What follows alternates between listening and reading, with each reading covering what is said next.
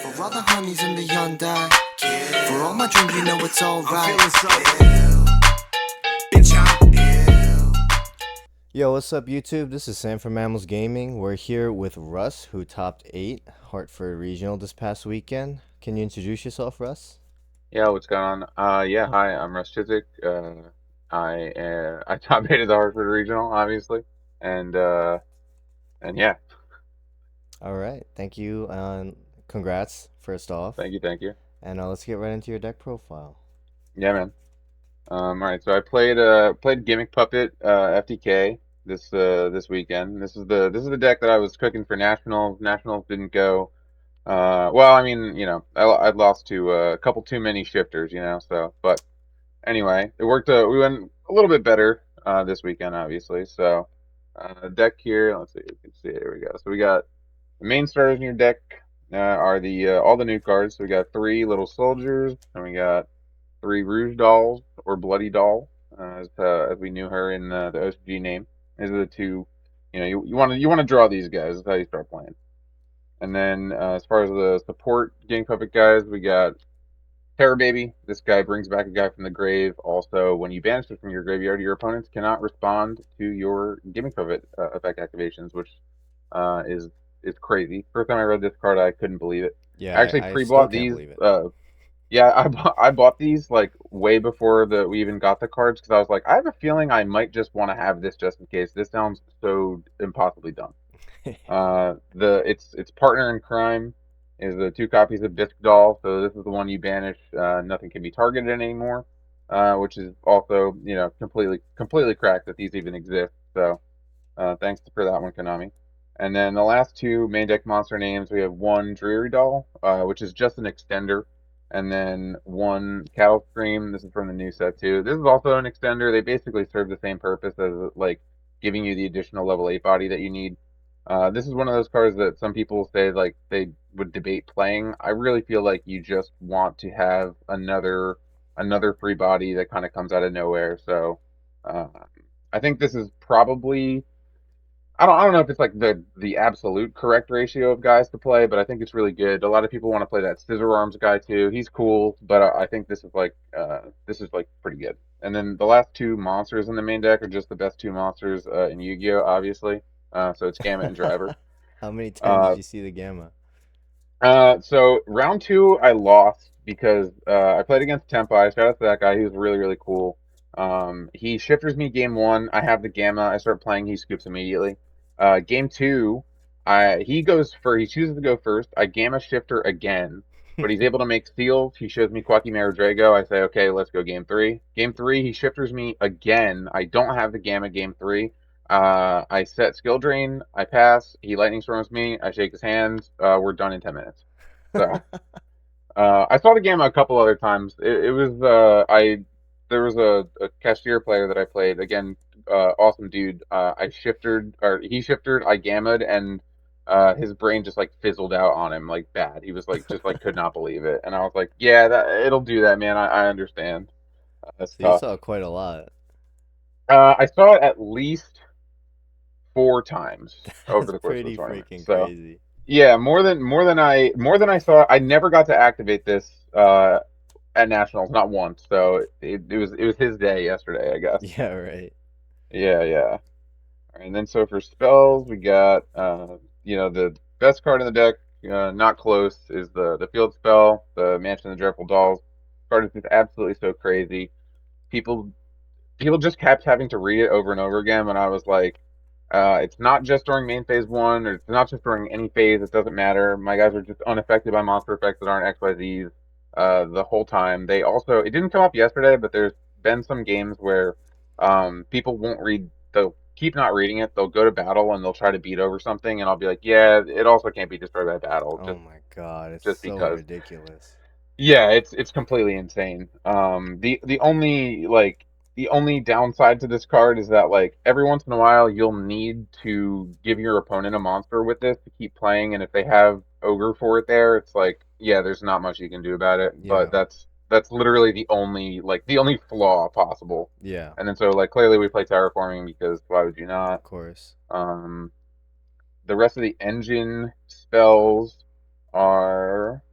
3 Condolence Puppet. So this is the other one that people. I hope one day people don't need to read it because I really just feel like these cards are so good that you should probably respect them enough to know that. But so Condolence Puppet is Foolish Burial for uh, any Gimmick Puppet monster, and then if your opponent has a monster special summon from the extra deck, for each of those you get an additional send. So, if they end on a board with 3 extra deck monsters, you just get to start your turn with Condolence Puppet for 4, which Jeez. is, yeah, crazy because then they were put in a situation where if they don't ash this, you're going to get to send 4 monsters to the graveyard, which can possibly turn off Ash forever. Or if they do Ash it, you can just have Field Spell, and you're like, wow, okay, this is awesome. So every time this card resolves, you feel like really, really good. And then also you can banish it from the graveyard and make one of your XYZs non-destructible by card effect forever. Oh my god. Forever.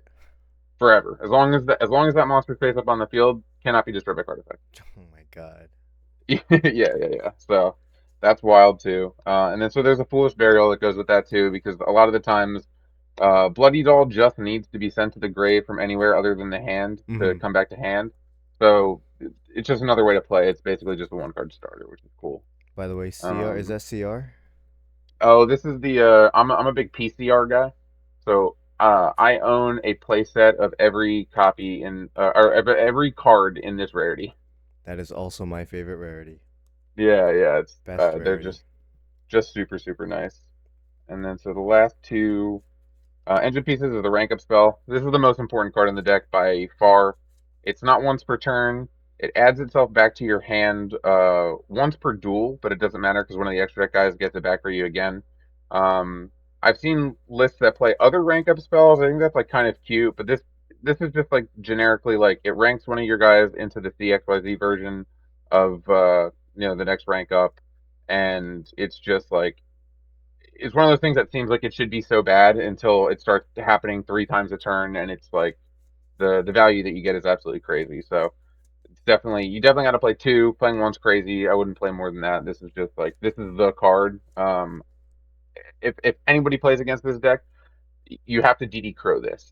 That's how you actually win. Otherwise, like anything else that you're doing, you're like hedging on them not having somebody to keep playing. But if you DD Crow the rank up spell and they don't immediately have a second one in hand, you're actually safe. So that's the big tip. That's the big secret. And then non-engine spells, we have here's more PCRs because hell yeah. So we got 3 Droplet.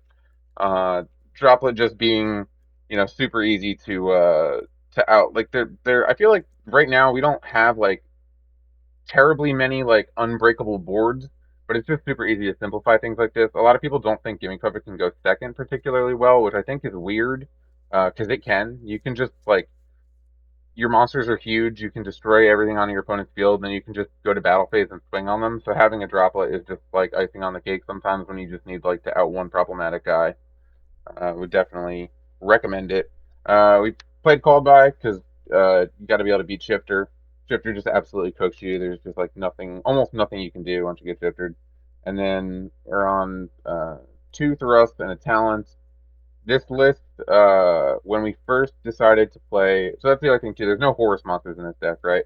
Um, and so the list that we started with, and I say me, Kevin Lopez, and Julian Lipoff, who like were like kind of theorying this originally. Um, we identified that the horse monsters were not really good enough in a lot of situations where like having them just like didn't really help you push, and so we just did sort of power spells, and then have been kind of like fidgeting with it ever since then to like adjust to the meta because obviously if everyone is just still throwing hand traps at you, these are crazy. There was plenty of times where like I drew a talent and it was just never activatable. So but the cool thing about thrust is you can give your opponent a monster, and then even if they didn't activate a monster effect, one of the extra deck monsters has a mandatory activation on summon. So you can give them a guy, he activates to do nothing, and then thrust turns on. You can add any card to your hand. Pretty cool. That's insane. Yeah, so that's super unfair too. That's And then the rest crazy. of the main deck is all trapped.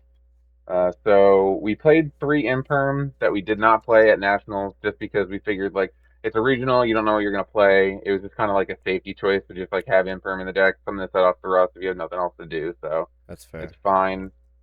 And then we've been main decking 3 Skill Drain the entire time because the Gimmick Puppet XYZ monsters are completely gigantic. So a lot of times if you get stopped from FTKing and you open a floodgate. So either Skill Drain or his two little brothers, goes match Rivalry Warlords. You just do this, and you say, "All right, I hope that you can do something about this now," which definitely definitely gets there sometimes. I think Rivalry and Gozen are like they're really lame main deck cards because there's plenty of decks in the format that they just do nothing to, but it's like sometimes it just wins you the game also. And then the last card is the Gimmick Puppet Trapped. So this is a snatch steal for as many Gimmick Puppet XYZs as you control, and then you can also banish it from grave next turn to revive one of them. The craziest application for this is to just flip the Gozen match after you've taken two of your opponent's non-dark monsters, and then just throw their cards in the grave, which is cool. But that's the main deck, 40 cards, and I don't know how. I guess we gotta wait for the ban list to see like if this is still going to be even like a feasible thing to do to just like straight up FTK people, but we will see. You want me to do extra deck next, or do you want me to go side? Sorry? I said side or extra. Do you want me to do extra deck next? Yeah, why don't we do the extra deck? Okay, cool. So the extra deck is all Gimmick Puppet monsters, which I think is pretty funny. So we have two of the new rank 8. This guy gets you the rank up spell. He gets you an additional normal summon. He also reborns himself from the grave and then gives you the rank up spell back again, all in the same turn. That's So he kind of literally just does custom, huh? everything. Yeah, this deck just exists because these new cards are like comically useful. And then so the ranked up version of him adds you the trap. It can also pop one of your opponent's cards on special summon, and he can also give your opponent a monster to Oh pop. my gosh. So he's also just doing a ton. He's a 3100 beat stick on top of that. So both of these guys, whose names I'll never remember, because this is Fantasix Machinix and this is Fanatix Machinix. I'll never remember that, but love those guys. Really good. You definitely need. There's an argument to play like 3 of this guy just because you can honestly never have enough of him, but I think 2 and 2 is fine. The guys that we did play 3 of, however, are the older cards. So we have 3 copies of Gimmick Puppet of Strings and 3 copies of the Chaos Strings, Dark Strings. So this guy gives a string counter to every monster on the board except himself, and then your opponent will ask you, "Oh, okay, what does the string counter do?" And the answer is just no, it doesn't do anything, it does nothing until you rank him up into this guy, which says destroy everything with a string counter on it. Burn your opponent for the highest original attack that had a string counter on it, and draw a card not once per turn, mandatory on special summon, My not god. XYZ summon. My god. So you get to do that at least 3 times as part of the combo. So like it's funny because the FTK oftentimes you're drawing an additional 3 cards that you don't even need to use because if you're FTKing your opponent, they probably didn't have enough interruptions. So you're just drawing a bunch of cards that you don't need for any reason. So you're ending your turn 0 with like God only knows like 6 cards in hand still, and your opponent's dead, which is hysterical. That's crazy that they even let us do this.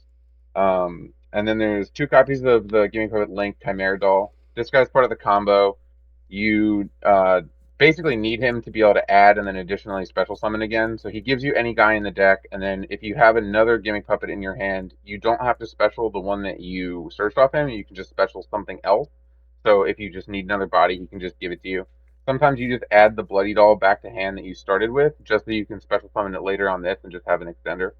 Oh. Um, yeah, he's really good. The downside to all of this is that you're locked into gimmick puppets, but Hmm. the upside to all of this is that everyone is gimmick puppets, so it's fine. And then the last 3 cards is the rank 8 giant grinder. You'll know this card if you ever played Sylvan in hat format. He's an all star in that format. He pops a guy main phase 1 and burns if it was an XYZ monster. He's just additional burn damage. And then his older brother is more additional burn damage. He can pop any card on the field if it's a monster. They burn for it. I popped a runic fountain with this, which like felt pretty good because I was like, oh, I guess you don't have another runic spell because you didn't Hugin protect it, so that Yeah. works. Um, yeah, so he's kind of cool. He can just like weirdly out things, and people don't know he exists. So as soon as they read it, they're like, "Oh wow, this yeah, sure, okay." And then the last card is Gigantic Doll. So this is the only rank 4. Everybody else is a rank 8 or a rank 9. You need this because Bloody Doll has you reveal an extra deck monster for cost to be able to special summon one. So if you want to summon a level 4, you have to reveal a rank 4. Uh, And I said this in my profile, but I think it's funny enough that I'll say it again on my channel. That so there was a video I was watching of another puppet player who said, "Oh, you never make this card." And so I was like, well, that's weird. I've made that card tons of times. And the reason is because for the longest time we were playing Machine Dupe. At one point, we were playing 3 Machine Dupe in this deck. wow. Bloody Doll and Little Soldiers are Machine Dupeable. So Yeah. what you can do if you're just on Little Soldiers or stuck on Little Soldiers, you Machine Dupe him. You make Gigantus Doll. Gigantus Doll says that you can detach and steal 2 of your opponent's monsters. You can then tribute him and make all monsters you control level 8. So you can Jeez. just take 2 of their monsters, make them level 8, turn them into a Gimmick Puppet guy because most of these guys are actually generic. You just need 2 level 8s to make them, Hmm. and then you can just keep playing. So I'm out here trying to encourage other people to play Machine Dupe and Gimmick Puppet because I think it's the funniest thing in the world. And so that's the whole extra deck. All And right. then the side deck's a little boring, but I think that's just kind of where we're at with Yu-Gi-Oh right now. We didn't I didn't play this at Nats, but I think now you just kind of have to. So we played 3 Spooky Dogwood. I got hit with Dogwood game 2 round 1 like right off the bat. Everybody was playing this Hmm. weekend, which I guess I shouldn't be surprised, but it's just like it's kind of jarring because for the longest time we just thought of this as like a time card, and now it's just like, well, you just drop her. So Hmm. I just figured if someone's gonna Dogwood me, I just got to be able to do it right back, so at least I can like try again next turn. Yeah. Otherwise, like I kind of hate that we have to play this, but Yeah. that's where we're at. And then 3 evenly matched, 2 storms, feather duster, triple regeki, the card that you hope draws you all those cards. Uh, there's not a lot of high level strategy here. When you're going second, we're really just hoping for like any additional push to be able to break the board. If you lose the die roll, you're not trying to FTK your opponent. You're just trying to do enough that you can go to battle with something that's like 3,000 attack or 2 things that are 3,000 attack. So almost any breaker will get you there. Hmm. Evenly matched is actually probably the worst one because I would like rather not have to play in main phase 2 because the battle phase is such an important part of just being able to like take the game home. But um, weirdly, I played against Kashtira twice yesterday, and both times evenly went stupid hard because it does against Kashtira. So I guess for that reason, I'm glad I had it. I never got to draw a single card off Molcharmy though, so that was the downside. Oh, and just for But context, all of those spells and traps are searchable by thrust. yeah, that's true. They are all thrust targets as well. So at least when you're going second, there's the hope that you get to do that too. So it's weirdly that didn't come up enough yesterday, but it has plenty of times where you're just able to be like, oh, okay, well, I'll just thrust for Rigeki and just solve the problem and enter battle phase and just win. So Well, we're in a yeah, format we're at a where 3 Raigekis is is really freaking good. yeah. I kind of hope they do something about that. I kind of hate this triple Rigeki world that we live, but You while and we're me here, both. this is what we're doing.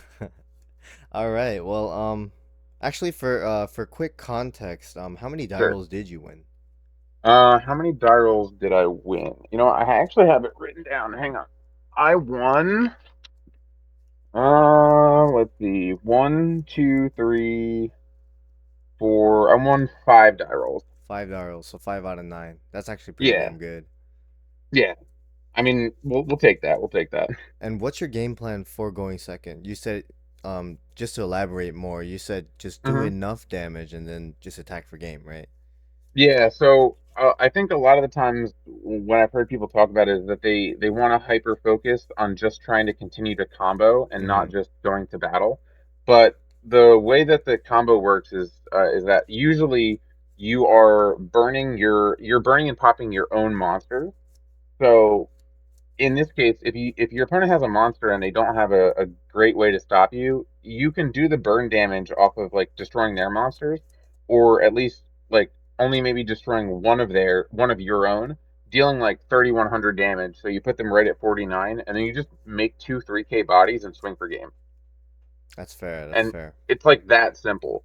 So I just feel like it's like utilizing your giant bodies is like the easiest way to just like close out games like super quickly. I had a couple times where, um, I got Solemn Judgment like flipped against me, and I was like, okay, you're at 4K now, so That's true. that Yeah. this is it's like just over from there.